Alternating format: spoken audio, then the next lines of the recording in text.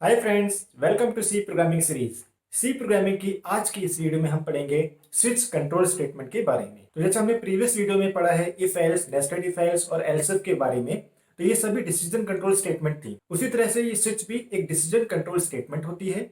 तो इस वीडियो में हम देखेंगे कि स्विच कंट्रोल स्टेटमेंट किस तरह से काम करती है, क्या इसका सिंटैक्स है। स्विच स्टेटमेंट इंटरव्यूज के पर्सपेक्टिव से भी इंपॉर्टेंट है, क्योंकि ऐसे इसमें बहुत छोटे छोटे कंसेप्ट हैं जो कि एज अ प्रोग्रामर हमको पता होने चाहिए और वो इंटरव्यूज में बहुत ज्यादा पूछे भी जाते हैं। तो इस वीडियो में हम वो सभी कंसेप्ट समझेंगे यूजिंग कोड एग्जांपल्स, और वीडियो के एंड में हम बनाएंगे एक mini calculator application using switch statement. तो अगर आप मेरे चैनल पे नए हैं और आपने मेरे चैनल को सब्सक्राइब नहीं किया है तो अभी आप चैनल को सब्सक्राइब कर दीजिए और बेल आइकन को प्रेस कर दीजिए, क्योंकि मैं ऐसे ही इंटरेस्टिंग वीडियो सी प्रोग्रामिंग के ऊपर और इंटरव्यू क्वेश्चंस के ऊपर बनाता रहता हूँ। So let's start. As I told you, switch एक डिसीजन कंट्रोल स्टेटमेंट है जो हमें हेल्प करता है कि जब हमारे पास कई सारे ऑप्शंस होते हैं तो उन ऑप्शंस में से हम किस ऑप्शन को चूज करें। उस चॉइस को बनाने के लिए, उस चॉइस को डिसाइड करने के लिए स्विच हमें हेल्प करता है ना। यही काम हमारा नेस्टेड इफ एल्स या एल्स इफ से भी हो सकता है। तो स्विच की हमको क्या जरूरत है, तो इस वीडियो में हम देखेंगे कि स्विच और इफ एल्स की वर्किंग में सिंटेक्स वाइज क्या सिमिलरिटी है और क्या डिफरेंस है। साथ ही साथ हम इस वीडियो के नेक्स्ट पार्ट में यानी पार्ट 2 में देखेंगे कि स्विच और इफ एल्स में कौन फास्टर है। दैट मीन्स परफॉर्मेंस डिफरेंस के अकॉर्डिंग हम स्विच और इफ एल्स को भी कंपेयर करेंगे, और ये भी देखेंगे कि कहाँ पर हम स्विच यूज कर सकते हैं और कहाँ पर हमको इफ एल्स यूज करना चाहिए। नाउ स्विच को हम सिलेक्शन या मल्टी वे सिलेक्शन स्टेटमेंट भी कहते हैं। अब ये क्यों कहते हैं ये हम इस वीडियो में आगे देखेंगे। तो सबसे पहले समझते हैं स्विच स्टेटमेंट का सिंटेक्स कैसा होता है। तो यहाँ आप देख सकते हैं स्विच कंट्रोल स्टेटमेंट का सिंटेक्स। तो यहाँ हमने स्विच लिखा है और फिर उसके अंदर ब्रैकेट्स में एक्सप्रेशन लिखा है। तो जैसे हम इफ और उसके अंदर कोई एक्सप्रेशन लिखते थे, सेम उसी तरह से स्विच का भी यहाँ पर सिंटेक्स है। उसके बाद ये कर्ली ब्रैकेट से लेकर के इस एंडिंग कर्ली ब्रैकेट तक ये पूरा बॉडी बनाता है स्विच कंट्रोल स्टेटमेंट की। और इस बॉडी के अंदर अगर आप यहाँ देखें तो यहाँ पर हमें कुछ केसेस दिख रहे हैं, case 1, case 2 and dot dot करके ऐसे हमारे पास कितने भी केसेस ऐसे लिखे हुए हो सकते हैं। और लास्ट में हमको दिख रहा है यहाँ पर डिफॉल्ट, और यहाँ पर हमारा स्विच की बॉडी खत्म हो जाती है और उसके बाहर हम कुछ भी स्टेटमेंट लिख सकते हैं जो भी हम स्विच की बॉडी के बाहर लिखना चाहते हैं। अब आप जो ये स्विच की बॉडी के अंदर केस देख रहे हैं, ये केस एक कीवर्ड है। दैट मीन्स ये एक रिजर्व वर्ड है सी में। तो यहाँ पर हमको केस को ऐसे ही लिखना है और उसके बाद हमको स्पेस दे करके ये जो आपको दिख रहे हैं 1, फिर केस के आगे दिख रहा है 2 एंड सो ऑन। तो ये जो 1, 2 है इनको हम बोलते हैं लेबल। और डिफॉल्ट के आगे आप कोई भी लेबल नहीं लिखते हैं, यानी डिफॉल्ट के बाद आप ऐसे ही कॉलन लगा देते हैं। तो केस और उसके बाद आप लेबल देते हैं और लेबल देने के बाद आपको ऐसे कॉलन लगा देने होते हैं। नाउ नेक्स्ट है, जो आप ये केस के अंदर स्टेटमेंट या ब्रेक देख रहे हैं यहाँ पर, ये क्या है? तो ये केस की एक तरह से बॉडी है। तो जैसे आप यहाँ पर देख रहे हैं हमने लिखा है स्टेटमेंट 1 और ब्रेक। तो एक्चुअल में कोई भी केस हो, चाहे केस 1, केस 2 ऐसे कुछ भी हो, उनकी बॉडी के अंदर आप 0 या उससे ज्यादा स्टेटमेंट लिख सकते हैं। आप चाहें तो केस 1 की बॉडी के अंदर कुछ भी ना लिखें और कुछ भी ना लिख करके फिर सीधे केस 2 लिख दें। ऐसा ही हम हर एक केस की बॉडी के साथ कर सकते हैं। उसी तरह से डिफॉल्ट के अंदर भी आप कोई भी स्टेटमेंट ना लिखें, मतलब इसको एम्प्टी छोड़ दें या कुछ स्टेटमेंट लिख दें तो भी ठीक है। दैट मीन्स आप खाली डिफॉल्ट लिख दें और ये स्टेटमेंट वाइज ना लिखें तो भी आपका प्रोग्राम ठीक चलेगा। That means compile time error नहीं आएगी। ना आगे बढ़ने से पहले हम एक एग्जाम्पल से समझते हैं कि कैसे ये स्विच स्टेटमेंट काम कर रही है। तो आप यहाँ देख सकते हैं मैंने एक एग्जाम्पल लिखा है जहाँ पर मैंने लिखा है इंट a इक्वल टू 2 और स्विच के अंदर ये a को पास किया है और ये हमारी स्विच की बॉडी है जो यहाँ खत्म हो जाती है। लास्ट में रिटर्न 0 लिखा है और उसके अंदर हमने केस 1, केस 2 करके ऐसे 3 केसेस लिखे हैं और लास्ट में हमने लिखा है डिफॉल्ट। पहले केस के अंदर हमने एक हेलो प्रिंट किया है, देन वर्ल्ड प्रिंट किया है, और केस 3 के अंदर हमने वाओ प्रिंट किया है, और हर एक के बाद ये ब्रेक है। तो हम इस प्रोग्राम में देखेंगे कि इस प्रोग्राम का क्या आउटपुट आएगा, और साथ ही साथ ये भी देखेंगे कि ये ब्रेक जो स्टेटमेंट आप देख रहे हैं इसका क्या यूज है। तो समझते हैं इस प्रोग्राम को। तो यहाँ पर आपको दिख रहा है a equal to 2, that means a के अंदर 2 स्टोर है। नाउ नेक्स्ट लाइन में आपको लिखा है स्विच a, दैट मीन्स यहाँ पर हम क्या कर रहे हैं, इस 2 को पास कर रहे हैं जो भी a के अंदर स्टोर है। तो स्विच के अंदर से 2 पास हुआ। अब क्या होगा, यहाँ पर हमने देखा कि केस 1 लिखा है, केस 2, केस 3। तो ये 2 एक्चुअल में मैच होगा केसेस के साथ कि कौन सा ऐसा केस है जिसका लेबल इस पास्ट वाले डेटा के साथ मैच होता है। तो अगर आप यहाँ देखें, ये वाला जो केस 2 है, इसका जो ये लेबल है ये 2 आपके डेटा से मैच कर रहा है जो भी आपने स्विच में पास किया है। तो क्या होगा, आपका सीधा कंट्रोल इस वाले केस पर आ जाएगा, क्योंकि ये केस मैच कर रहा है स्विच के इस डेटा के साथ जो हमने इसके ब्रैकेट्स में पास किया है। तो दैट मीन्स ये इससे ऊपर वाला जो केस है, ये केस 1, ये देखा भी नहीं जाएगा कंपाइलर के द्वारा, ये इग्नोर हो जाएगा। नाउ केस 2 में आते ही अब हम क्या करेंगे, हम इसकी बॉडी को एग्जीक्यूट करते हैं पूरा, जब तक हमें को ये ब्रेक ना मिल जाए। तो अब हम देखेंगे, यहाँ लिखा है पहली लाइन printf वर्ड, तो हमारा पहला आंसर आ जाएगा नॉर्मली वर्ड प्रिंट हो जाएगा, और यहाँ पर एक स्पेस है तो ठीक है, वो स्पेस हम लोग को यहाँ पर मिल जाएगी। नाउ नेक्स्ट हमको यहाँ दिख रहा है printf के बाद ब्रेक, तो ये ब्रेक एक कीवर्ड है सी में। तो इस ब्रेक का मतलब क्या हुआ, तो जैसे रियल लाइफ में ब्रेक का मतलब होता है रुक जाना, तो ये ब्रेक क्या करता है, जब भी हम इस ब्रेक कीवर्ड को स्विच के साथ यूज करते हैं तो ये हमको स्विच की बॉडी से पूरा बाहर ले आता है। तो यानी कि हम आ जाएंगे यहाँ पर, करेक्ट, क्योंकि यहाँ पर हमारी स्विच की बॉडी खत्म हो जाती है इस करली ब्रैकेट पर। तो इसके लास्ट में नेक्स्ट लाइन क्या लिखी है, वो तो लिखा है रिटर्न 0, तो हम रिटर्न 0 हो जाएंगे, मतलब प्रोग्राम एग्जिट हो जाएगा।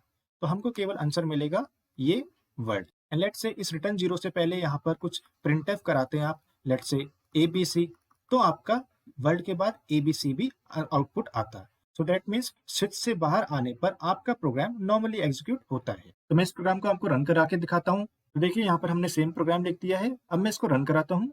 तो देखिए हमारा आउटपुट आ रहा है वर्ड। नाउ स्विच के साथ बहुत छोटे छोटे ऐसे कंसेप्ट हैं जो हमको एज अ प्रोग्रामर आने चाहिए, तो आप इस वीडियो को बहुत ध्यान से देखिएगा और अब हम डिस्कस करते हैं वो सभी कंसेप्ट। नाउ लेट्स से अगर मेरा यहाँ पर a = 1 होता तो क्या आउटपुट आता, तो देखिए हमारा आउटपुट अब आ रहा है हेलो। तो यहाँ पर क्या हुआ है, जैसे ही हमने स्विच के अंदर a लिखा है तो a के अंदर जो भी वैल्यू थी वो इस स्विच के अंदर पास हुई है। तो यहाँ पर a के अंदर 1 था, तो स्विच ऑफ 1, इसका मतलब है इन सभी केसेस में से केस 1, दैट मीन्स जो यहाँ पर स्विच के अंदर डेटा है वो किस लेबल के साथ मैच कर रहा है उसके पास जाएगा। तो अगर हम यहाँ पर देखें, पहला वाला जो केस है इसका लेबल क्या है, इसका लेबल 1 है, तो स्विच इस वाले केस के पास चला जाएगा और इसकी बॉडी को एग्जीक्यूट करेगा। इसकी बॉडी में लिखा है हेलो प्रिंट करो, तो हेलो प्रिंट हो गया। और ये ब्रेक देखते ही क्या हुआ है, इस ब्रेक को देखते ही हम चले गए हैं इस स्विच की बॉडी के बाहर, और स्विच की बॉडी के बाहर लिखा है रिटर्न 0, तो हमने रिटर्न 0 कर दिया। लेट्स से स्विच की बॉडी के बाहर कुछ और लाइन लिखी होती, लेट्स से लिखा होता कि printf आउट ऑफ स्विच, तो हमारा क्या आंसर आता, तो देखिए हमारा आंसर आ रहा है हेलो आउट ऑफ स्विच। तो दैट मीन्स आपका जैसे ही हेलो प्रिंट हुआ हम ब्रेक होके बाहर आ गए, और बाहर आने पर स्विच की बॉडी के बाहर लिखा है printf आउट ऑफ स्विच, तो हमने इस लाइन को प्रिंट कर दिया और उसके बाद रिटर्न 0, इसलिए हमारा हेलो और आउट ऑफ स्विच ये दोनों लाइनें आई हैं। ना आपके मन में क्वेश्चन होगा कि डिफॉल्ट के साथ तो हमने कुछ भी लेबल नहीं लिखा है, केवल डिफॉल्ट लिखा है, जबकि केसेस के साथ तो लेबल्स हैं, तो डिफॉल्ट स्टेटमेंट कब एग्जीक्यूट होता है, तो ये स्टेटमेंट तब एग्जीक्यूट होता है जब हम किसी भी लेबल के साथ मैच नहीं कर पाते हैं। दैट मीन्स स्विच के अंदर जो भी आपने डेटा पास किया है वो किसी भी लेबल से मैच नहीं करेगा, तो हम डिफॉल्ट के अंदर यानी उसकी बॉडी के अंदर आते हैं। दैट मीन्स अगर इस a = 1 की जगह हमने 10 लिख दिया, तो देखिए स्विच ऑफ 10 पास होगा, 10 किसी भी लेबल से मैच नहीं करेगा, यानी किसी भी केस से मैच नहीं करेगा, तो हम डिफॉल्ट पर आएंगे और इसकी बॉडी में जो लिखा है उसको एग्जीक्यूट करेंगे। यहाँ लिखा है आई एम डिफॉल्ट, तो पहला आंसर आएगा आई एम डिफॉल्ट, और उसके बाद ऑल्दो यहाँ ब्रेक नहीं लिखा है डिफॉल्ट के बाद, तो भी कोई बात नहीं है क्योंकि ये लास्ट स्टेटमेंट है डिफॉल्ट, तो हम इसके बाद नॉर्मली स्विच की बॉडी के बाहर आ जाएंगे, दैट मीन्स इस कर्ली ब्रैकेट के बाहर आएंगे। और यहाँ लिखा है printf आउट ऑफ स्विच, तो हमारा दूसरा आंसर आएगा आउट ऑफ स्विच, और उसके बाद हमारा प्रोग्राम एग्जिट हो जाएगा। तो देखिए मैं इसको रन कराता हूँ, तो देखिए हमारा आंसर आ रहा है आई am default out of switch, जैसा हमने डिस्कस किया था। आप ये भी कह सकते हैं कि क्या डिफॉल्ट के बाद हम ब्रेक लिख भी सकते हैं, तो यस, डिफॉल्ट के बाद अगर आप ब्रेक लिखना चाहें तो आपकी मर्जी है, आप लिख सकते हैं। अगर मैं इस प्रोग्राम को भी चलाऊं तो सेम ही आंसर आएगा। तो देखिए आई am default out of switch फिर से आ गया। नाउ नेक्स्ट कंसेप्ट है, ये जो आपको ब्रेक दिख रहा है हर एक केस के बाद और डिफॉल्ट के बाद, ये ऑप्शनल है। दैट मीन्स स्विच केसेस के साथ आप ब्रेक लिखना चाहें तो लिख सकते हैं और नहीं लिखना चाहें नहीं लिखें। दैट मीन्स कंपाइलर इसके लिए कोई भी आपको एरर नहीं बताएगा। तो फॉर एग्जाम्पल मैंने ये सभी ब्रेक्स यहाँ से हटा दिए, तो मैंने यहाँ से सारे ब्रेक हटा दिए हैं, एंड फॉर एग्जाम्पल मैं यहाँ पर फिर से a = 2 लिखता हूँ, तो देखिए मेरा क्या आंसर आता है। तो देखिए हमारा क्या आंसर आ रहा है, हमारा आंसर आया world, then wow, then I am default, and then I am switch. That means हमारा यहाँ से प्रिंटिंग होना शुरू हुआ world, wow, then I am default, और लास्ट में हमारा आ गया printf out of switch. So हमारा यहाँ से लेकर के यहाँ तक का सभी लाइनें प्रिंट हो गई हैं। ऐसा कैसे हो गया? तो इसका रीजन ये है, हमने यहाँ ए लिखा है, सो दैट मीन 2 पास होगा। तो ये क्या करेगा? केस नंबर 2 के पास जाएगा, तो जैसा पहले ये जा रहा था। नाउ केस नंबर 2 यानी पहला मैचिंग केस जैसे ही उसको मिलता है, वो उस लाइन को एग्जीक्यूट करेगा जो भी उसकी बॉडी के अंदर लिखा हुआ है। तो यहाँ लिखा है वर्ड। नाउ हमने कहा था कि ब्रेक ऑप्शनल है स्विच केसेस के साथ, और ब्रेक कर क्या रहा था? ब्रेक ये कर रहा था कि वो उस पर्टिकुलर केस के साथ, जिस भी केस के साथ मैचिंग हुई है और वहां पर आपको ब्रेक मिल जाता है, तो ब्रेक आपको स्विच की बॉडी के बाहर ले जाता है, नीचे के केसेस या डिफॉल्ट स्टेटमेंट पर आपको नहीं आने देता है। लेकिन यहाँ पर तो ब्रेक है ही नहीं, तो ये प्रोग्राम नॉर्मली चलता ही रहेगा जब तक आपको ब्रेक स्टेटमेंट नहीं मिल जाती है इस स्विच की बॉडी में। सो दैट मीन्स यहाँ से अगला केस भी अपने आप एग्जीक्यूट हो जाएगा। ऑल्दो केस नंबर 3 आप केस ए के साथ मैच नहीं होता है, बट ये अब नॉर्मली चलता रहेगा। तो यहाँ पर आपको print F wow wow print कर देगा, फिर ये डिफॉल्ट में आएगा क्योंकि केस 3 में भी कोई ब्रेक नहीं है, तो आपका आई एम डिफॉल्ट भी आ गया। एंड यहाँ भी कोई ब्रेक तो है नहीं। अब यहाँ पर ब्रेक होना ना होना डिफॉल्ट के अंदर वो कोई मायने नहीं रखता, क्योंकि डिफॉल्ट लास्ट स्टेटमेंट है। हम नॉर्मली अब बाहर आ जाएंगे स्विच की बॉडी के। अब स्विच की बॉडी के बाहर लिखा है आउट ऑफ स्विच, तो हमारा 4th लाइन प्रिंट होगी out of switch. Now for example मैं केवल केस 2 के अंदर ब्रेक लिखना चाहता हूँ। सो लेट्स से मैंने ब्रेक यहाँ लिख दिया। तो क्वेश्चन है, क्या ये प्रोग्राम कंपाइल होगा? और कंपाइल होता है तो रन होने पे क्या आंसर देगा? तो लेट्स सी। तो देखिए यहाँ पर मुझको आउटपुट मिल रहा है, दैट मीन्स कंपाइलर एरर कुछ नहीं है। हमें आंसर मिला वर्ड आउट ऑफ स्विच, तो दैट मीन्स हमारा आंसर आया वर्ड, एंड देन उसके बाद हमारा आया आउट ऑफ स्विच। तो ये क्यों हुआ है? इसका रीजन भी सेम है। आपको यहाँ स्विच के अंदर 2 पास किया, तो ये मैचिंग केस के पास गया। पहला मैचिंग केस आपको ये वाला मिला, केस 2, तो आपने इसकी बॉडी को एग्जीक्यूट किया। इसमें लिखा है केवल एक लाइन वर्ड, तो वर्ड प्रिंट हो गया। एंड देन उसके बाद ब्रेक मिल गया ना, तो ये ब्रेक आपको स्विच के बाहर ले आएगा और आप आ जाएंगे इस लाइन पर आउट ऑफ स्विच। सो जैसा हमने कहा कि ब्रेक ऑप्शनल है, तो दैट मीन्स आप किसी भी केस के साथ यूज कर सकते हैं इस ब्रेक को। जरूरी नहीं है कि सभी केसेस के साथ ही आपको ब्रेक लिखना है। आप एक केस के साथ लिखना चाहें लिख सकते हैं और दूसरे के साथ छोड़ना चाहें छोड़ सकते हैं, लेकिन जब भी आपको ब्रेक मिलेगा वो आपको स्विच की बॉडी के बाहर ले जाएगा। और नेक्स्ट कंसेप्ट है, जैसा हमने बोला था कि केसेस के अंदर अगर आप उसकी बॉडी को एम्प्टी छोड़ना चाहें तो छोड़ सकते हैं, या स्टेटमेंट उसके अंदर देना चाहें तो दे सकते हैं। सो दैट मीन्स अगर मैं यहाँ पर केस 1 के अंदर से लेट्स से बॉडी में से सब कुछ हटा देता हूँ, लेट्स से केस 2 से भी मैंने हटा दिया, और लेट्स से मैंने इस ब्रेक कीवर्ड को भी हटा दिया, एंड फॉर एग्जांपल मैं बोलता हूं कि इस प्रोग्राम का क्या आउटपुट आता है। मैंने इस प्रोग्राम को कंपाइल किया और यहाँ देखिए हमारा आंसर आ गया है, wow I am default and out of switch. तो ये प्रोग्राम कैसे चला? हमारा यहाँ पर स्विच में 2 पास हुआ, हम केस 2 पर आएंगे क्योंकि यही हमारा मैचिंग केस है। और इसके बाद हमने देखा कि इस बॉडी के अंदर तो कुछ भी नहीं लिखा है, ना ही कोई प्रिंट एफ वगैरह और ना ही कोई ब्रेक, तो ये सीधे नॉर्मली नीचे आ जाएगा केस 3 के पास, क्योंकि अगर ब्रेक लिखा होता तब हम इस केस 2 से सीधे बाहर चले जाते और हम इस प्रिंटफ आउट ऑफ स्विच पर आ जाते। लेकिन यहाँ पर हमको कुछ भी नहीं मिला, तो हम केस 3 पर नॉर्मली आ जाएंगे। ऑल्दो केस 3 मैच नहीं हो रहा है, कोई बात नहीं, और हम प्रिंट कर देंगे वाओ।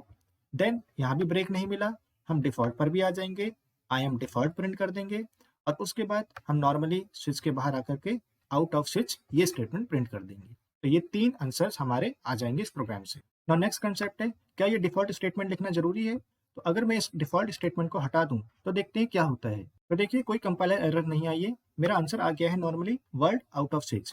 देखिए क्या हुआ है, यहाँ से 2 पास हुआ स्विच के अंदर से, हम केस नंबर 2 के पास आए, हमने वर्ड प्रिंट किया और उसके बाद हमको यहाँ ब्रेक मिल गया। तो ब्रेक मिलते ही हम क्या करेंगे, स्विच की बॉडी के बाहर और सीधे आ जाएंगे आउट ऑफ स्विच प्रिंट करने के लिए। तो दैट मीन्स डिफॉल्ट स्टेटमेंट लिखना भी एक ऑप्शनल है। ना कुछ लोग सोच रहे होंगे कि ये प्रिंटफ हेलो जो हमने लिखा है ये नेक्स्ट लाइन में लिखा है और ये इस तरह से लिखा है इंडेंटेशन करके सभी चीज प्रिंटफ और ब्रेक, तो क्या मैं ऐसे भी लिख सकता हूँ कि मैंने यहाँ प्रिंटफ इसी लाइन में लिख दिया? सो यस, ये वैलिड है। दैट मीन्स ऐसे आप बिना इंडेंटेशन के अगर लिख देते हैं तो भी आपका प्रोग्राम चलेगा। So let's see. तो देखिए प्रोग्राम परफेक्टली चल रहा है, मेरा आंसर आ रहा है। बस आपको ये ध्यान देना है कि आप ये जब केस और लेबल को लिखें तो आप इनको चिपका के नहीं लिखेंगे, अगर आपने ऐसे लिख दिया तो देखिए कलर भी चेंज हो गया है। तो आपको केस और लेबल के बीच में एक स्पेस जरूर देना है। आप उससे ज्यादा भी दे सकते हैं, बट एटलीस्ट एक स्पेस जरूर दीजिएगा, और वही एक तरह से सही तरीका है। अब हम आगे बढ़ने से पहले और कंसेप्ट देखने से पहले हम देखते हैं कि स्विच और इफ एल्स के कोड में क्या आपस में रिलेशन दिख सकता है। तो यहाँ आपको ये इफ एल्स का प्रोग्राम दिख रहा है, जहां पर हमने एक वेरिएबल लिया है a इक्वल टू 2, और फिर हमने इफ और एल्स इफ यूज किए हैं, और यहाँ पर हमने इफ a इक्वल टू 1, फिर else if a equal to 2, और ऐसे करके हमने लाइनें लिखी, और सबके अंदर हमने प्रिंटफ करके कुछ कुछ लिखा हुआ है। तो मेरा क्लेम ये है कि हमने जो अभी ये स्विच वाला प्रोग्राम देखा था, ये प्रोग्राम और ये इफ एल्स वाला जो प्रोग्राम आपको अब दिख रहा है, ये दोनों इक्विवेलेंट है।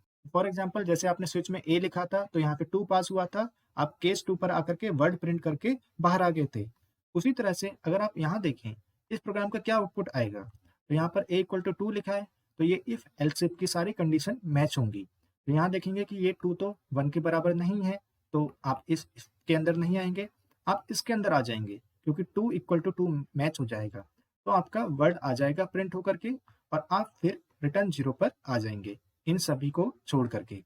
सेम वही काम यहाँ हुआ था, केस 2 पे मैच होते ही आप वर्ड को प्रिंट कर रहे थे, और ब्रेक देखते ही आप इस प्रोग्राम में बाहर आ जा रहे थे, यानी स्विच बॉडी के बाहर आ जा रहे थे। लेकिन अगर मैं इस केस 2 के अंदर से इस ब्रेक को यहाँ से हटा दूं, दैट मीन्स ये मैं लिखूं ही ना, तो हमारा आंसर कुछ अलग आएगा, जो अभी हमने देखा भी था। तो हमारा आंसर क्या आएगा, तो हमारा आंसर आएगा वर्ड आएगा, उसके बाद वाउ भी आएगा, लेकिन यहाँ ब्रेक मिल जाएगा तो हम बाहर आ जाएंगे, तो वर्ड और वाउ आंसर आ जाएगा। लेकिन इस प्रोग्राम में देखिए, यहाँ पर हमने कोई भी ब्रेक यूज नहीं किया है, दैट मीन्स इफ और एल्स इफ में हम कोई ब्रेक यूज नहीं कर रहे हैं। नॉर्मली अपने आप प्रोग्राम का कंट्रोल जब भी कोई भी कंडीशन से मैच हो जाता है, उसके बाद वो बाहर आ जाता है। लेकिन स्विच केसेस में हमको ब्रेक यूज करना पड़ेगा, अगर हम ये चाहते हैं कि मैचिंग केस में आने के बाद आप उस केस से बिल्कुल बाहर और स्विच की बॉडी के बाहर आना चाहते हैं। तो ये हमारा एक तरह से डिफरेंस भी हो गया, और एक तरह से कह सकते हैं सिमिलरिटी भी हो गई इफ एल्स और स्विच के बीच में। और यहाँ पर मैं आपको बता दूं कि ये जो ब्रेक कीवर्ड आपने स्विच केस के साथ यूज किया है, ये आप break keyword if else if के साथ ऐसे यूज नहीं कर सकते हैं। दैट मीन्स अगर आपने यहाँ पर ब्रेक लिख भी दिया, तो ये प्रोग्राम फिर कंपाइल टाइम एरर दे देगा, क्योंकि ब्रेक आप यूज नहीं कर सकते हैं इफ एल्स इफ के साथ, ये सिंटैटिकली गलत है। तो हमने कई सारे कंसेप्ट समझ लिए, और ये भी समझ लिया कि ये स्विच का प्रोग्राम और ये इफ एल्स का प्रोग्राम जो आपको इस तरह से यहाँ दिख रहा है, ये दोनों इक्विवेलेंट हैं। नाउ नेक्स्ट कंसेप्ट है, हम इस स्विच की एक्सप्रेशन के अंदर क्या क्या लिख सकते हैं। दैट मीन्स जैसा हमने देखा था कि इफ के अंदर जो ये एक्सप्रेशन दिख रही है, यानी यहाँ पर हम क्या क्या लिख सकते हैं। यहाँ पर हम लिख सकते हैं, फॉर एग्जाम्पल इंट टाइप का कोई वेरिएबल है और उसके अंदर कुछ भी वैल्यू है, तो आप यहाँ पर इफ a इक्वल इक्वल 1 लिख सकते हैं। और ऐसे ही अगर ये a फ्लोट टाइप का होता, तो भी ये if a equal equal 1 valid है। दैट मीन्स कुछ भी एक्सप्रेशन हो सकती है, और उसका रिजल्ट चाहे इंट टाइप का हो चाहे फ्लोट टाइप का हो, वो परफेक्टली वैलिड एक्सप्रेशन है, जो हम इफ या एल्स इफ के साथ यूज कर सकते थे। लेकिन इस एक्सप्रेशन में जो कि आपकी स्विच के साथ यूज हो रही है, उसमें ऐसा नहीं है। यहाँ पर कुछ चीजें वैलिड है और कुछ चीजें इनवैलिड हैं इस एक्सप्रेशन के अंदर। तो क्या क्या चीजें वैलिड है और क्या नहीं है, तो स्विच की इस एक्सप्रेशन के साथ हम केवल इंटीग्रल नंबर्स यानी इंटीग्रल कांस्टेंट चीजें लिख सकते हैं, या कोई इंटीजर चीज है वो लिख सकते हैं। लेकिन हम फ्लोट डेटा या डबल डेटा यहाँ पर इस स्विच के अंदर नहीं लिख सकते हैं। अगर हमने कोई फ्लोट टाइप का या डबल टाइप का डेटा इस स्विच के अंदर एक्सप्रेशन की फॉर्म में दिया, तो वो गलत है, कंपाइल टाइम एरर हमको मिल जाएगा।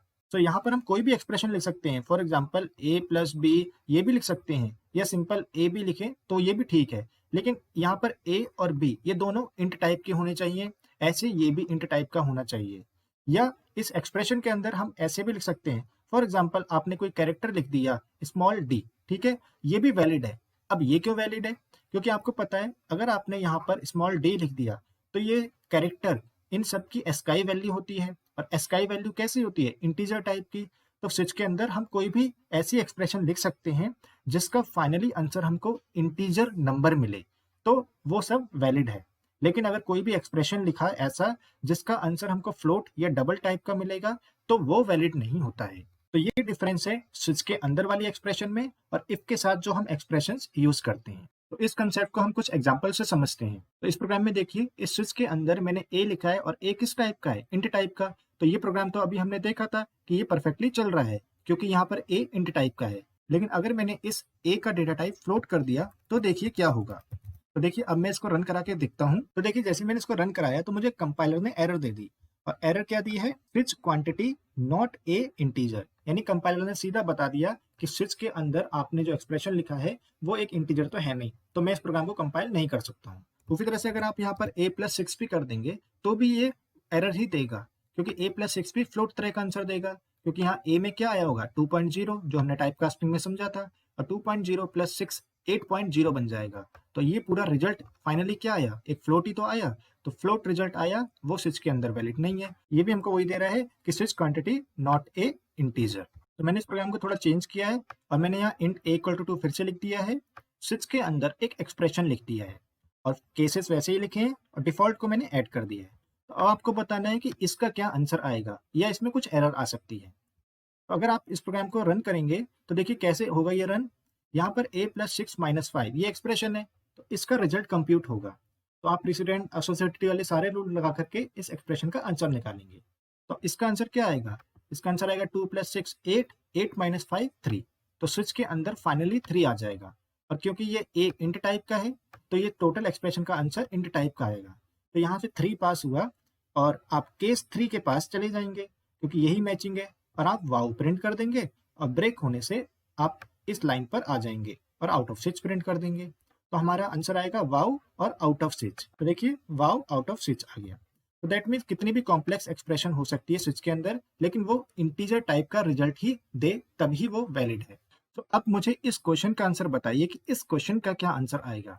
यहाँ पर मैंने स्विच के अंदर ही चेंज किया है, बाकी सब सेम है। मैंने यहाँ पर a को कमेंट कर दिया है, और यहाँ लिखा है 2.0, और इसको टाइप कास्ट कर दिया है इंट में। तो आप गेस करिए कि इसका क्या आउटपुट आएगा। तो देखिए हमारा आंसर आ रहा है, हमारा आंसर आ रहा है word out of switch. That means कोई भी कंपाइल टाइम एरर नहीं आई है, जबकि ये 2.0 तो फ्लोट है। तो ऐसा क्यों हुआ है कि एरर नहीं आई है? ये इसलिए हुआ है, हमने कहा था स्विच के अंदर जो भी चीज लिखी है, जो भी एक्सप्रेशन लिखी है, उसका फाइनली रिजल्ट कंप्यूट होगा, और अगर वो इंटीजर आ गया तो ये परफेक्टली वैलिड है, और अगर फ्लोट या डबल आया तो वो इनवैलिड माना जाएगा। तो यहाँ पर देखिए 2.0 एक्चुअल में क्या हुआ है, पहले टाइप कास्ट हुआ है इंट में।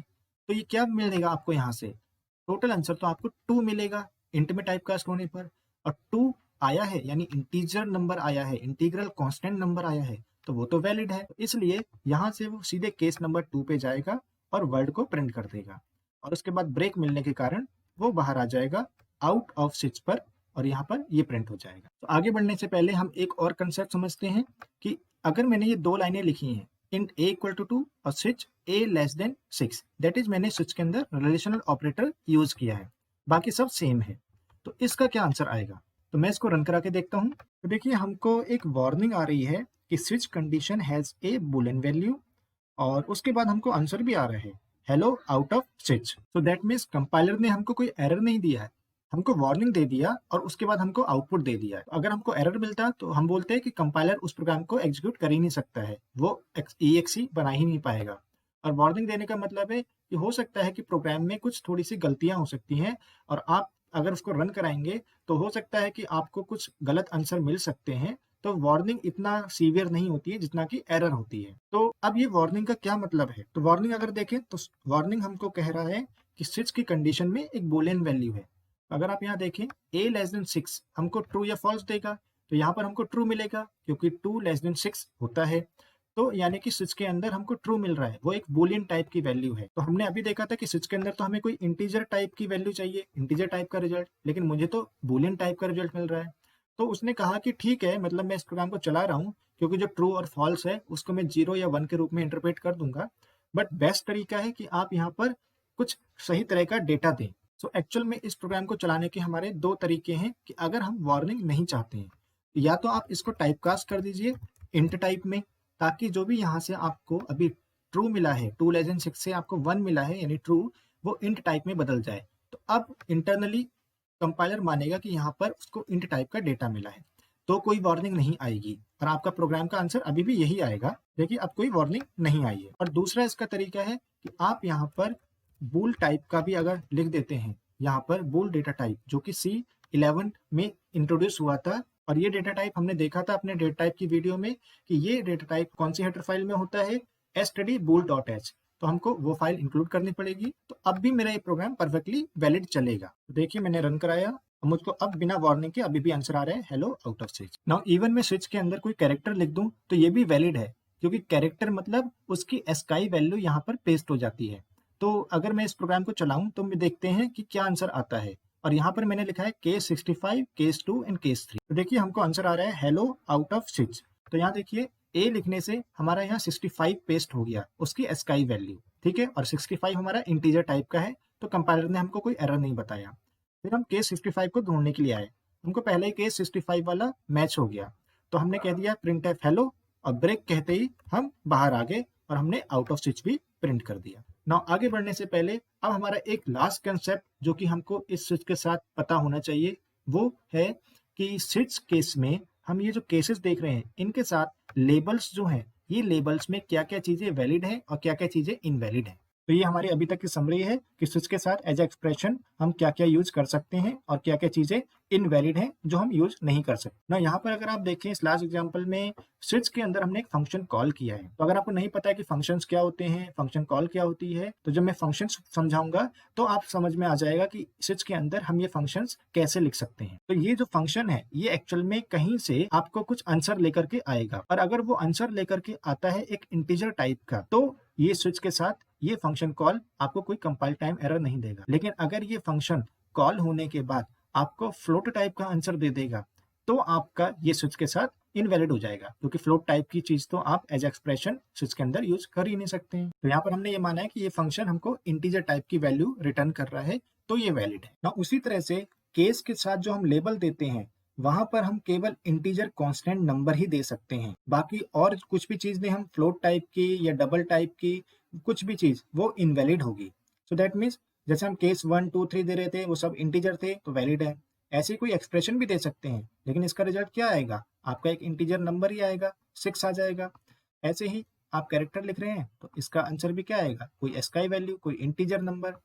ये भी वैलिड है और ये भी वैलिड है, क्योंकि यहाँ से भी आपको कोई ट्रू या फॉल्स मिल जाएगा दोनों की एस्काई वैल्यू कंपेयर करके। लेकिन ये फ्लोट टाइप का है तो ये इनवैलिड है। यहाँ पर आप देखें ये ए किस टाइप का है, ये इंट टाइप का है, लेकिन तब भी ये जो केस है ये इनवैलिड है। क्यों? क्योंकि आप कोई वेरिएबल नहीं दे सकते हैं किसके साथ, केस के लेबल के साथ। यहाँ पर आपको कांस्टेंट चीज चाहिए। कांस्टेंट चीज मतलब जो कंपाइलर जब प्रोग्राम को कंपाइल करेगा उसी समय इसको पता हो कि वो चीज क्या लिखी है। ये एस्काई वैल्यू कंपाइल टाइम पर, यानी जब प्रोग्राम कंपाइल होता है तभी पता होता है कंपाइलर को कि इस जी का क्या एस्काई वैल्यू है। तो यहाँ वेरिएबल नहीं दे सकते हैं। तो मैं ये बताऊंगा कि ये वेरिएबल अभी हम क्यों नहीं दे सकते जब मैं एक एग्जांपल लूंगा। उसी तरह से वेरिएबल के बीच में ऐसे कंपैरिजन भी इनवैलिड है, कोई भी एक्सप्रेशन लिखें और ये चीजें भी सब इनवैलिड है। तो एक एग्जांपल से इसको समझ लेते हैं। फॉर एग्जांपल मैं इस 3 को 2+1 कर देता हूँ। दैट मीन्स लेबल में मैंने एक एक्सप्रेशन यूज करी है। तो क्वेश्चन है क्या ये वैलिड है? तो यस, जैसा हमने कहा था ये वैलिड है, क्योंकि 2+1 एक इंटीजर कांस्टेंट नंबर देगा। क्या देगा? 3 देगा। तो देखिए इस प्रोग्राम का क्या आंसर आएगा, सिंपल वो 2 वाले केस पे आएगा, यानी इस वाले केस पे आएगा वर्ड पे, और उसके बाद वो बाहर आउट ऑफ स्विच पे आ जाएगा। तो देखिए हमारा सेम आंसर आ रहा है। नाउ अगर मैं ये यहाँ पर 3 पास करता हूँ, ठीक है, तो मेरा क्या होगा, वो इस वाले केस पे आएगा और हमारा वाउ प्रिंट होगा और उसके बाद हमारा एग्जिट होकर के आउट ऑफ स्विच पे आ जाएगा। तो देखिए वाउ और आउट ऑफ स्विच आ रहे हैं। तो दैट मीन्स यहाँ कोई भी एक्सप्रेशन लिखना, कितने भी कॉम्प्लेक्स एक्सप्रेशन लिख सकते हैं, लेकिन वो इंटीजर कांस्टेंट नंबर ही देना चाहिए। तो अगर आपने किसी भी लेबल के साथ लेट्स से फ्लोट टाइप का डेटा लिया, देखिए 2.0, तो ये इनवैलिड हो जाएगा। देखिए case label does not reduce to a integer constant, मतलब इंटीजर कांस्टेंट बन ही नहीं पा रहा है ये 2.0, तो ये इनवैलिड है। अगर ये रिड्यूस नहीं हो पा रहा तो आप रिड्यूस ऐसे कर सकते हैं, इंट लगा दिया तो टाइप कास्ट होने से तो ये वैलिड हो गया, क्योंकि अब ये 2.0 2 बन जाएगा, यानी 2 एक कांस्टेंट नंबर है। तो देखिए अब वैलिड हो गया है, आपका आंसर करेक्ट आ रहा है। एंड नाउ लेट्स से इस 2+1 की जगह आपने कोई कैरेक्टर दे दिया कैपिटल ए, और यहाँ से आपने कैपिटल ए पास कर दिया। तो देखिए यहाँ पर मैंने इसको कैरेक्टर बना के लिख दिया। अब क्या होगा, अब ये ए इस वाले ए से मैच हो जाएगा और यहाँ पर वाओ प्रिंट करके बाहर आकर के आउट ऑफ स्विच प्रिंट कर देगा, क्योंकि ये कैरेक्टर भी वैलिड है, एस्काई वैल्यू से रिप्लेस हो जाएगा। देखिए वाओ आउट ऑफ स्विच। अगर मैं यहाँ पर ए की जगह 65 लिख दूं तो भी ये वैलिड है ना, ये लेबल तो वैलिड ही है, और ये 65 क्या होगा, यहाँ पर आएगा। यहाँ पर क्यों आएगा, क्योंकि ए एक तरह से इंटरनली तो 65 ही माना जाएगा ना। अगर मैं इसको रन कराऊं तो सेम आंसर आएगा। देखिए वाओ आउट ऑफ स्विच। ना अब यहाँ पर एक क्वेश्चन आता है, क्या केसेस के जो लेबल्स हैं वो सेम हो सकते हैं? दैट मीन्स यहाँ पर हमने लिखा है केस 1, ये हमारा है केस 2, और मैंने यहाँ एक ही जगह फिर से केस 1 लिख दिया, यानी डुप्लीकेट केस लेबल्स क्या वैलिड है? तो देखिए अभी मेरे को एरर आ रहा है, case label value has already appeared in this switch. That means पहले ही केस 1 आ चुका है, आप डुप्लीकेट नहीं लिख सकते हैं। तो अगर मैं इसको कंपाइल करूंगा तो देखिए एरर आ रहा है, duplicate case value. That means, और आपको ये लाइन भी दिखा रहा है कि लाइन नंबर 7 में केस 1 जो लिखा है, लाइन नंबर 7 में ये देखिए कि यहाँ पर आपको डुप्लीकेट मिल रहा है। दैट मीन्स आप डुप्लीकेट केसेस नहीं लिख सकते हैं और उसका कोई लॉजिक भी नहीं बनता है ना। अगर मैं यहाँ पर केस में कुछ रिलेशनल ऑपरेटर यूज करता हूँ, फॉर एग्जाम्पल मैंने कंपेयर किया इन दोनों कैरेक्टर की एस्काई वैल्यूज, तो देखिए यहाँ पर मैंने लिखा है क्या स्मॉल ए कैपिटल ए से बड़ा होता है? तो यस बड़ा होता है, क्योंकि स्मॉल ए की एस्काई वैल्यू ज्यादा होती है। यहाँ पर हमको क्या आंसर मिलेगा? यहाँ हमको ट्रू मिल जाएगा, और ट्रू मतलब 1 मिल जाएगा। लेकिन यहाँ एरर आ जाएगी, क्या हमको केस 1 पहले से मिला है और यहाँ पर भी हमको 1 मिलेगा, तो ये डुप्लीकेट एरर बता देगा। तो ये हमको बता देगा कि ये डुप्लीकेट केसेस हैं। तो देखिए हमको वैसे भी एरर यहाँ दिख रहा है, case level value has already appeared. So let's say मैं इसको उल्टा कर देता हूँ। तो यहाँ देखिए स्मॉल ए की एस्काई वैल्यू कैपिटल ए से ज्यादा होती है, ये तो नहीं होती है। अब मुझे यहाँ 0 मिलेगा। तो यहाँ है 1 केस, यहाँ है केस नंबर 2 और यहाँ है केस 0 लिखा हुआ, तो अब डुप्लीकेट नहीं है। तो ये रिलेशनल ऑपरेटर अब मैं यूज कर सकता हूँ। तो देखिए अब मेरा आंसर आ रहा है आई एम डिफॉल्ट आउट ऑफ 6। तो ये देखिए केस 65 ना इससे मैच हुआ, किसी भी केस से मैच नहीं हुआ, तो ये सीधे डिफॉल्ट पर आ गया और इसने कहा आई am default out of switch, दोनों प्रिंट हो गए। तो नाउ फाइनली अब हम देखते हैं स्विच केस को यूज करके एक program. So this is our program, और इस प्रोग्राम में हमको एक कैलकुलेटर एप्लीकेशन बनानी है। तो जैसे रियल लाइफ में स्टैंडर्ड कैलकुलेटर में आपके पास कुछ 4 ऑप्शंस होते हैं, जैसे आप प्लस कर सकते हैं, सब्ट्रैक्शन, मल्टीप्लिकेशन और डिवीजन। तो यूजर कोई भी 2 नंबर एंटर करता है और जो भी वो ऑप्शंस दबाता है, फॉर एग्जांपल वो माइनस दबाता है, तो 2 नंबर्स का सब्ट्रैक्शन उसको यहाँ पर दिख जाता है। उसी तरह से अगर वो 2 नंबर देने के बाद मल्टीप्लाई का ऑप्शन दबाता है तो उन दोनों का मल्टीप्लिकेशन दिख जाता है। दैट मीन्स यूजर की चॉइस के अकॉर्डिंग जो उसने डेटा दिया है उस पर ऑपरेशन होकर के उसको यहाँ पर रिजल्ट यानी आउटपुट मिल जाता है। उसी तरह से हमको प्रोग्राम बनाना है जिस प्रोग्राम में ऐसा हमको आउटपुट स्क्रीन आए, और उस आउटपुट स्क्रीन में क्या हो, हमको ये पहले चॉइसेस दिख जाएं। चॉइसेस होंगी, हमको प्रोग्राम में एडिशन कर सकते हैं, सब्ट्रैक्शन, मल्टीप्लिकेशन और डिवीजन। तो प्रोग्राम को रन करते ही जब हमारे पास ये चॉइसेस आ जाएंगी, उसके बाद हमसे पूछा जाएगा कि 2 नंबर्स बताओ, तो हम 2 नंबर्स देंगे। एंड देन हमसे पूछा जाएगा आप इन 2 नंबर्स पर इन चॉइसेस में से कौन सा ऑपरेशन करना चाहते हो। तो फॉर एग्जांपल हमने यहाँ चॉइस के लिए 2 प्रेस किया, तो 2 प्रेस करने का मतलब है आप choice number 2 that is subtraction करना चाहते हो। उसी तरह से अगर आपने यहाँ 2 की जगह 1 बोला तो आपका एडिशन होना चाहिए, एंड सो ऑन। अगर आपने यहाँ 2 प्रेस किया तो 5 और 8 का सब्ट्रैक्शन दैट इज -3 आपको एज अ आउटपुट प्रिंट हो जाए। एंड लेट्स से अगर आपने 2 चॉइस की जगह 4 दिया होता और डेटा आपका 5 और 8 ही होता, तो 5 और 8 का आपको डिवीजन मिल जाता, तो आपको 0.62 करके कुछ ऐसा आंसर आ जाता। तो ये प्रोग्राम कुछ इस तरीके से है कि आप किसी रेस्टोरेंट में गए और वहां पर वेटर आपको कुछ मेनू दिखाता है कि उसके पास क्या क्या चीजें आइटम्स हैं खाने की। देन उसके बाद आप कुछ इनपुट देते हैं, आप बताते हैं कि आपको क्या क्या ऑर्डर करना है, आप वो ऑर्डर कर देते हैं। दैट मीन्स आप कुछ इनपुट देते हैं और आपके इनपुट के अकॉर्डिंग वेटर आपके सामने रिजल्ट दैट मीन्स वो सभी आइटम्स ले आता है। तो उसी तरह से इस प्रोग्राम में ये जो आपको चारों चॉइसेस दिख रही हैं, ये एक तरह से मेन्यू है। आपने जो ये 2 इनपुट दिए हैं, नंबर्स और अपनी चॉइस, ये इनपुट हो गया, और जो आपको ये सब्ट्रैक्शन या डिवीजन जो भी रिजल्ट आएगा वो आपके लिए एक तरह से यहाँ पर रिजल्ट बन गया। तो ऐसे प्रोग्राम को हम कहते हैं menu driven program. That means user के सामने जो भी मेन्यू यानी चॉइसेस आई हैं, उस चॉइसेस के अकॉर्डिंग वो कुछ ऑपरेशन करता है और आपको एप्लीकेशन उस तरह का आउटपुट दे देती है। तो स्विच हमें मेन्यू ड्रिवन प्रोग्राम बनाने में हेल्प करता है। इस प्रोग्राम को आप इफ एल्स की हेल्प से भी बना सकते हैं, और उसके लिए मैंने एक सेपरेट वीडियो बनाया हुआ है। उस वीडियो का लिंक आपको डिस्क्रिप्शन बॉक्स में मिल जाएगा और आप आई बटन में भी चेक कर सकते हैं। नाउ इस प्रोग्राम में आपको एरर हैंडलिंग भी करनी है। अब ये एरर हैंडलिंग क्या है ये हम समझेंगे जब हम अपना प्रोग्राम बनाएंगे। तो जैसा आपको स्क्रीन पर दिख रहा है, हमको पहले चॉइसेस प्रिंट करनी है, तो हम सिंपल लिखेंगे पहले मैसेज printf चॉइसेस आर, और अब इसके बाद हम सारी चॉइसेस को प्रिंट कर देंगे, यानी एडिशन, सब्ट्रैक्शन सब। हम लिखेंगे 1 एडिशन, क्योंकि सब चीजें कोई स्कैन नहीं करनी है, डायरेक्टली आनी चाहिए। फिर लिखेंगे सब्ट्रैक्शन, मल्टीप्लिकेशन एंड डिवीजन। तो देखिए मैंने सारी चॉइसेस लिख दी हैं। अब मुझको यूजर से 2 नंबर मांगने हैं, तो अब मैं पहले मैसेज दूंगा कि enter the numbers and then scanf करूंगा। तो देखिए मैंने 2 नंबर्स स्कैन कर लिए हैं और मेरे नंबर्स किसके अंदर स्टोर हैं, ए और बी इन वेरिएबल के अंदर, और मैंने परसेंटाइल डी से लिखा है, मतलब मैं इंटीजर टाइप का डेटा लेना चाहता हूँ। आप चाहे तो फ्लोट टाइप का डेटा भी ले सकते हैं। अब ये ए और बी मैंने यहाँ पर प्रोग्राम में डिफाइन तो किए नहीं है ऊपर, तो मुझे यहाँ पर लिखना पड़ेगा। मैंने लिखा इंट ए कॉमा बी।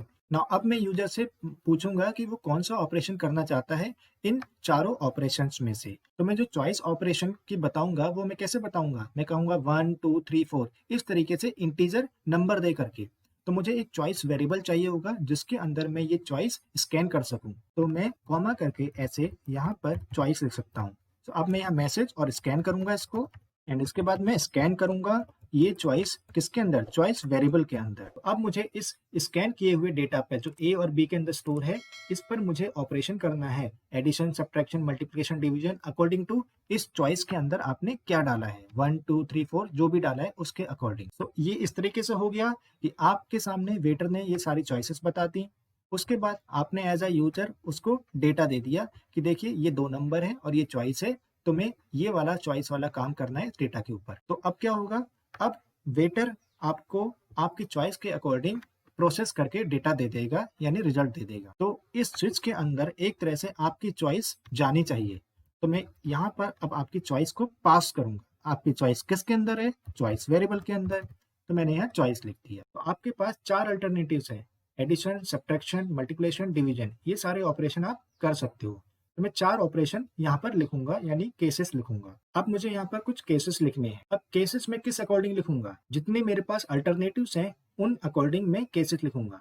मेरे पास 4 अल्टरनेटिव्स हैं, मैं ये 4 ऑपरेशन कर सकता हूँ, तो मैं यहाँ पर 4 केसेस लिखूंगा। मैं लिखूंगा केस और फिर लिखूंगा कि पहला अल्टरनेटिव क्या है, वो 1 वाला है, यानी मुझे एडिशन करना है। उसी तरह से सब्ट्रैक्शन के लिए लिखेंगे केस 2, मल्टीप्लिकेशन के लिए केस 3 एंड डिवीजन के लिए case 4। Now let's say user ने चॉइस दिया 1, दैट मीन्स आप करना चाहते हैं एडिशन इन ए और बी का। तो यहाँ पर हमें मिलेगा स्विच और चॉइस की जगह 1, हम आएंगे सीधे केस 1 पर, और केस 1 में हमको प्रिंट करना पड़ेगा ए और बी का एडिशन। तो देखिए यहाँ पर मैंने एडिशन कर दिया है ए और बी का, और यहाँ आंसर आएगा एडिशन ऑफ जो भी आपने ए की वैल्यू लिखी है एंड फिर बी की वैल्यू इक्वल टू इस वाले परसेंटाइलिटी की जगह ए प्लस बी का जो भी एडिशन होगा वो प्रिंट होकर के आ जाएगा। और इसके बाद मैं लिख दूंगा ब्रेक, क्योंकि अगर मेरा चॉइस 1 होता है तो मैं केस 1 पे ये एडिशन प्रिंट करने के बाद ब्रेक करके चाहता हूँ कि मैं केस 2, केस 3, केस 4 पर ना हूँ, मतलब मैं और ऑपरेशन नहीं करना चाहता हूँ।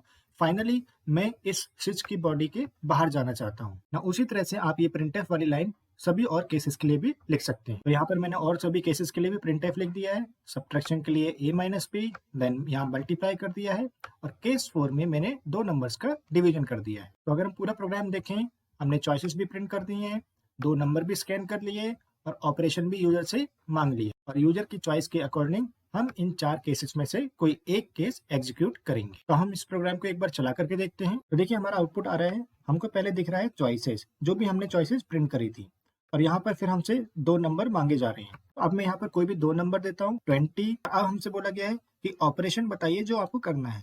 फॉर एग्जाम्पल मैं इनका मल्टीप्लिकेशन करना चाहता हूँ, तो मैंने दिया 3। तो देखिए मुझे आ रहा है मल्टीप्लिकेशन ऑफ 20 एंड 30 इज 600। ना अगर मैं इसको दोबारा कंपाइल करता हूँ और मैं फिर से लेट से 20 और 30 ही देता हूँ, और अब मैं कहता हूँ इन दोनों का मुझे एडिशन चाहिए, तो देखिए addition of 20 and 30 is 50। And let से मैं इन दोनों को अब डिवाइड करना चाहता हूँ, तो देखिए अब मुझसे लेट से 2 नंबर मांगे गए 20, और मैंने लेट से कुछ नंबर दिया 10, ठीक है। तो 20 और 10 का अगर मैंने डिवाइड करना है तो मुझे क्वेश्चन मिलेगा 2। तो देखिए मैं यहाँ पर ऑपरेशन डालता हूँ 4, दैट मीन्स मुझे डिवीजन करना है। तो देखिए मुझको आंसर आ गया क्वेश्चन 2। अब यह ध्यान दीजिएगा कि जब मैं अगर डिवाइड करता हूँ 20 को 3 से, तो मुझे फ्लोट में आंसर आना चाहिए 6 पॉइंट समथिंग, लेकिन मेरा इंटीजर आएगा, क्योंकि मैंने डेटा टाइप सारे क्या लिए हैं, इंटीजर लिए हैं।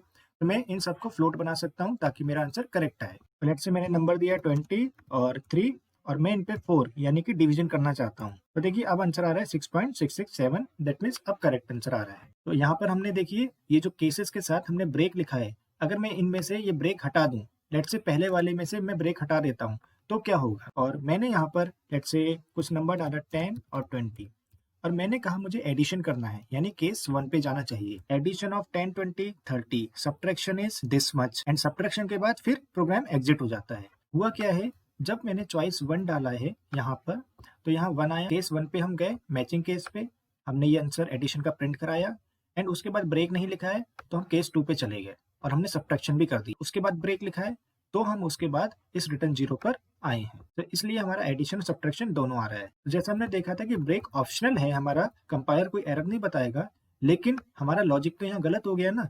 हमको एडिशन के साथ सब्ट्रैक्शन थोड़ी ना प्रिंट करना है। कैलकुलेटर में तो जो हमने चॉइसेस दी हैं उस अकॉर्डिंग केवल वही आंसर आना चाहिए। अगर एडिशन यानी प्लस का साइन दबाया है तो केवल एडिशन वाला आंसर दिखाना चाहिए।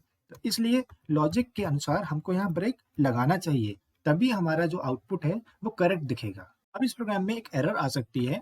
एरर क्या आ सकती है, देखिए मैं इस प्रोग्राम को दोबारा से रन करता हूँ और मैंने पहला नंबर दिया लेट्स से 10, दूसरा दिया 0, और मैं इन दोनों को डिवाइड करना चाहता हूँ। तो आपको पता है देखिए मैथ्स में कि अगर आप किसी नंबर को 0 से डिवाइड करते हैं तो आपका क्या रिजल्ट आता है, इन्फिनिटी। अगर मैं इसको रन कराऊं तो देखिए क्या होगा, देखिए यहाँ आंसर आ रहा है division of 10 and 0 is 1 point, और ये कुछ इन्फिनिटी। तो आपको पता है कि किसी नंबर को अगर 0 से डिवाइड करते हैं मैथ्स में तो रिजल्ट इन्फिनिटी आता है। तो उसको हमारे कंपाइलर ने कुछ इस तरह से रिप्रेजेंट कर दिया है। हो सकता है जब ये प्रोग्राम आप अपने सिस्टम पे चलाएंगे तो ये प्रोग्राम क्रैश हो जाएगा, यानी यहाँ पर एक मैसेज आ जाएगा कि program has stop working. That means ये एक रन टाइम एरर है। अगर हम किसी नंबर को 0 से डिवाइड कर रहे हैं तो हमारे प्रोग्राम में अपने आप एक मैसेज आना चाहिए कि 0 से आप डिवाइड कर रहे हैं, ये डिवीजन बाय 0 एरर है, आप ये नहीं कर सकते हैं।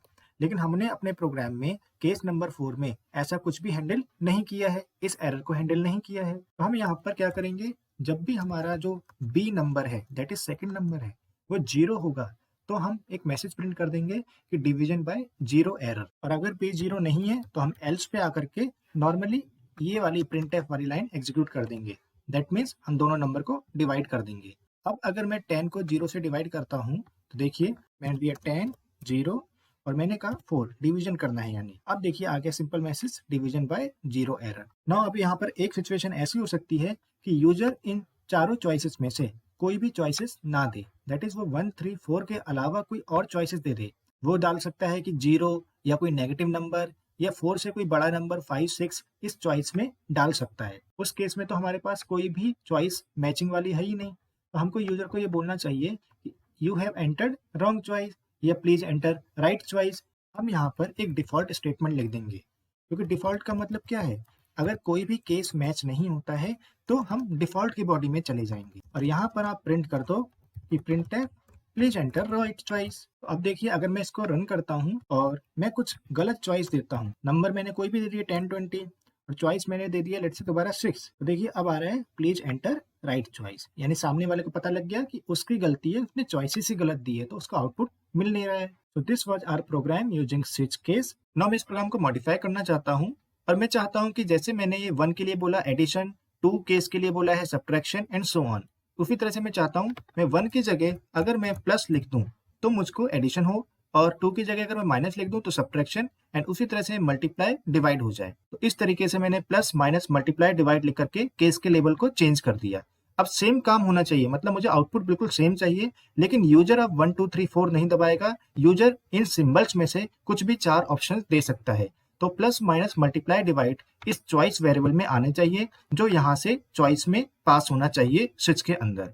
तो इसके लिए क्या करना पड़ेगा, क्योंकि ये प्लस माइनस हमारे कैरेक्टर टाइप के हो गए हैं अब, तो मुझे इस चॉइस को परसेंटाइल C से स्कैन करना पड़ेगा और साथ ही साथ मुझे इस चॉइस वेरिएबल को कैर टाइप का यहाँ पर डिफाइन करना पड़ेगा। तो अब देखिए मैं इस प्रोग्राम को रन करता हूँ। लेट्स से मैंने नंबर्स दिए 2 एंड 7 एंड ये तो मेरा प्रोग्राम ही एग्जिट हो गया। दैट मीन्स इसने मुझसे ऑपरेशन तो कुछ मांगा ही नहीं और सीधे बोल दिया प्लीज एंटर राइट चॉइस। तो यहाँ पर हुआ क्या है, इस वाले स्कैनफ ने आपसे डेटा मांग लिया 2 नंबर्स, लेकिन इस स्कैनफ ने आपसे चॉइसेस नहीं मांगी है और डायरेक्टली आपको आंसर मिल गया प्लीज एंटर राइट चॉइस। ना इस तरह की जो ये स्किप वाली प्रॉब्लम आ रही है कि स्कैनफ आपसे डेटा नहीं मांग रहा है, ये तब आ सकती है जब आपने लेट से 2 स्कैनफ यूज किए हों और एक स्कैनफ में आपने कैरेक्टर डेटा मांगा हो, दूसरे में फिर से कैरेक्टर मांगा हो, या पहले वाले स्कैनफ में इंटीजर एंड देन दूसरे वाले में कैरेक्टर डेटा मांगा हो। तो इन दोनों केसेस में आपकी इस तरह की प्रॉब्लम आएगी। तो इसका सॉल्यूशन है कि आप सेकंड वाले स्कैनफ से पहले और पहले वाले स्कैनफ के बाद कहीं पर भी आप एक प्री बिल्ट फंक्शन यूज कर लीजिए एंड उस फंक्शन का नाम है fflush एंड इस फंक्शन के ब्रैकेट में आपको आर्गुमेंट देने होते हैं stdin। ये फंक्शन प्री बिल्ट फंक्शन है और ये आपकी stdio.h हेडर फाइल में डिक्लेयर्ड होता है। अभी स्किप वाली प्रॉब्लम क्यों आती है और fflush फंक्शन कैसे इस प्रॉब्लम को रिजॉल्व कर देता है, इसका रीजन मैंने एक सेपरेट वीडियो में बताया हुआ है। उस वीडियो का लिंक भी आपको डिस्क्रिप्शन बॉक्स में मिल जाएगा और आप आई बटन में भी चेक कर सकते हो। अभी प्रोग्राम परफेक्ट चलेगा, तो चलिए इसको रन करते हैं। सो लेट्स से मैंने डाला 10 और 20 और मैंने ऑप्शन दिया प्लस, तो देखिए 10 और 20 का हमको एडिशन मिल गया 30। उसी तरह से आपने फिर से 10 और 20 डाला, लेकिन इस बार आपने बोला मुझे डिवाइड करना है, तो आपने स्लैश दिया और अब देखिए आ गया 0.5।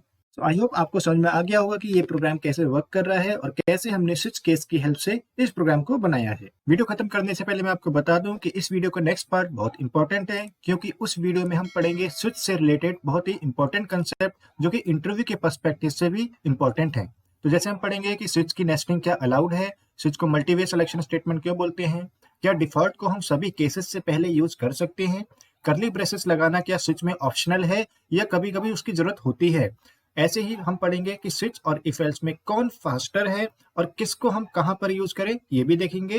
एंड लास्टली हम देखेंगे कि इन दोनों स्टेटमेंट में ये सही क्यों है और ये केस वाली स्टेटमेंट गलत क्यों है। तो अगर आपकी कोई भी कमेंट, क्वेरी, सजेशन है तो मुझे कमेंट बॉक्स में जरूर बताइएगा। मेरे चैनल पे एक सी प्रोग्रामिंग की प्लेलिस्ट भी चेक कर सकते हैं, जिसमें मैंने सी प्रोग्रामिंग को बिगिनिंग से एंड तक समझाया हुआ है। आप एक दूसरी प्लेलिस्ट भी देख सकते हैं, प्रैक्टिस प्रोग्राम्स इन सी लैंग्वेज। इस प्लेलिस्ट में मैंने प्रैक्टिस प्रोग्राम्स बताए हैं सी प्रोग्रामिंग को यूज करके। और अगर आपने मेरे चैनल को सब्सक्राइब नहीं किया है तो चैनल को सब्सक्राइब करिए और बेल आइकन को प्रेस करिए और इस वीडियो को लाइक और शेयर भी जरूर करिएगा। मिलते हैं आपसे नेक्स्ट वीडियो में, तब तक के लिए गुड बाय।